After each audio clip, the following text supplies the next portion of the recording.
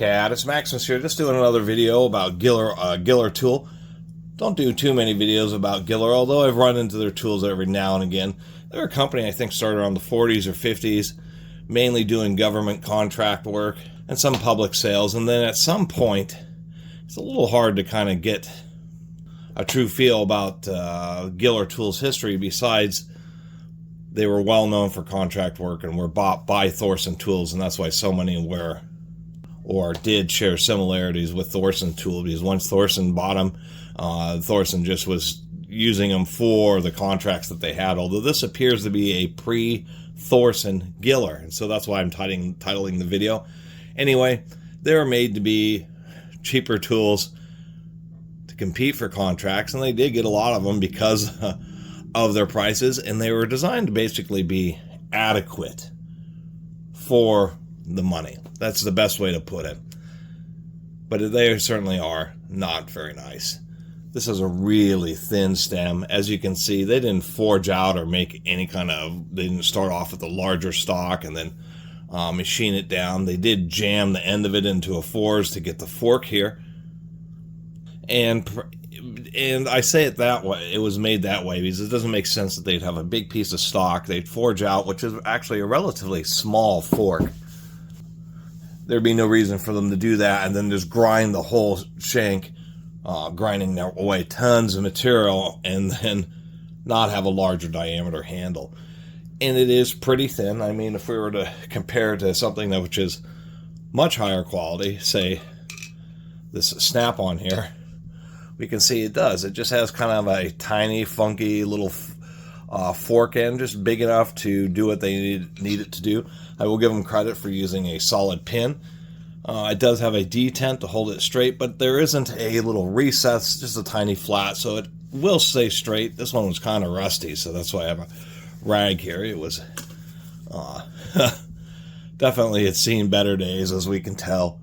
Chromless plating. It takes quite a bit of effort to really get chrome plating to stick, and a lot of older tools just had thin chrome plating because it was a time-consuming and expensive process to do the really thick, you know, lustrous chrome that we see on a lot of more modern tools. The ball detent is also adequate to hold on sockets, but it's pretty weak. This big, heavy half-inch drive deep well impact socket, if you were to like remove this from a fastener, first you wouldn't be using this kind of breaker bar. This breaker bar would bend before you're likely to turn anything with a socket this large. It's also likely to fall off just because the detent just isn't very strong. Kind of weak, kind of a little disappointing. So anyway, and this thing is just getting rusty yuckies all over me. Not a lot else to say. Just wanted to document it. This, I don't even know if it's American made because it doesn't actually have Made in USA anywhere on it. This may be an early import. Just has a tiny little Giller and 15, indicating that it's a 15-inch breaker bar. So anyway, short little video.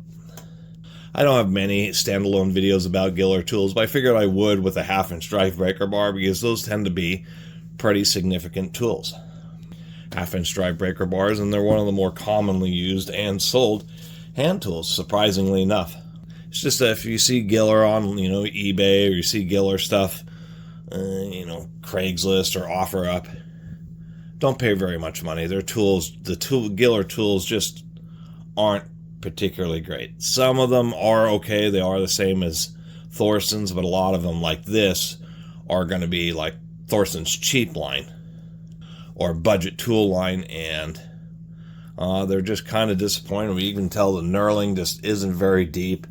We can see the top of it where like the wheels ran over each other, or one was really badly offset. It just isn't a very good knurling job. Just really was thrown through quickly, and I could only imagine somebody receiving one of these breaker bars and not exactly getting the feeling that they're getting some great quality product. I guess the only saving grace is having such a thin stem on a half-inch drive breaker bars. It's like a spring, so you can really feel how much torque you're getting on something as this thing's bending.